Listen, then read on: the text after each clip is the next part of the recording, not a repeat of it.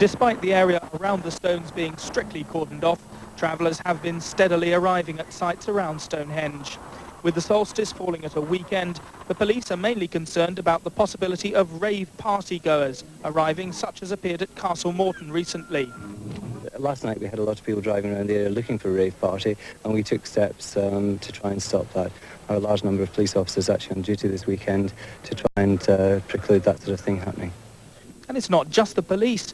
Travellers who've set up a semi-permanent site in the area resent the arrival of what they describe as weekend hippies. I prefer smaller things. I don't like huge, hectic environments with loads of weirdos in it.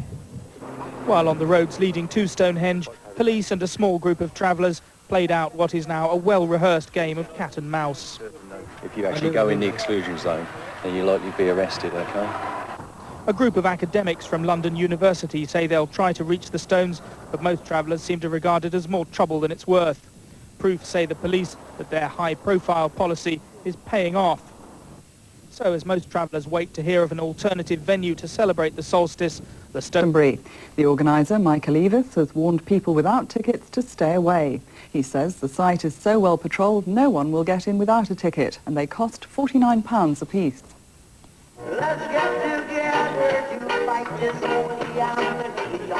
The warning is aimed at hippies who got together for the summer solstice at Stonehenge.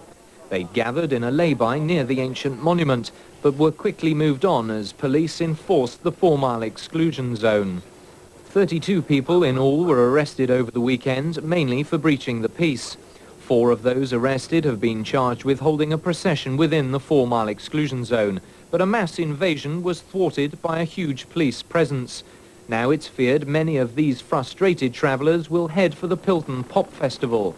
Another giant police operation has already swung into action, as a crowd of 70,000 is expected at Worthy Farm.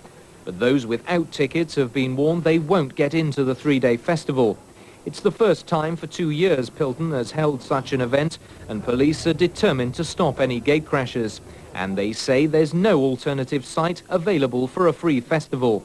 They hope lessons learned from the rave at Castle Morton near Malvern last month. So far, the travellers have resisted all attempts to move them. It's thought they may be gathering for the Glastonbury Festival at Pilton next weekend. Police kept watch over more than 100 travellers, with almost 50 vehicles gathered at the old Moorlands sheepskin factory site. They're heading for the Glastonbury Pop Festival just a few miles away. It doesn't start until Friday.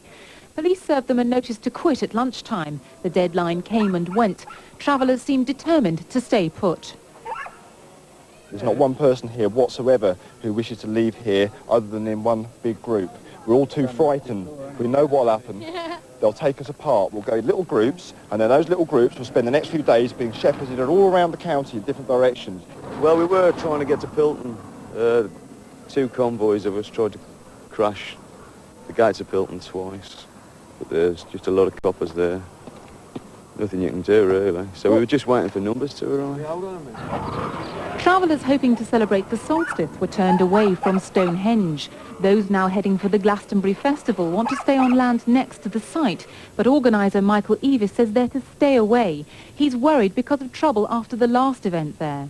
It remained calm if tense at the Moorlands site today. A spokesman for the landowners made it clear he wanted the uninvited visitors to leave as soon as possible. There are a lot of problems around, and I know the police have had problems here last night. There's always problems. And we would like the land to be cleared to avoid this sort of problem occurring. The police have spent the afternoon talking to Baileys, the site owners. Officers are prepared to do what's necessary to evict the travellers.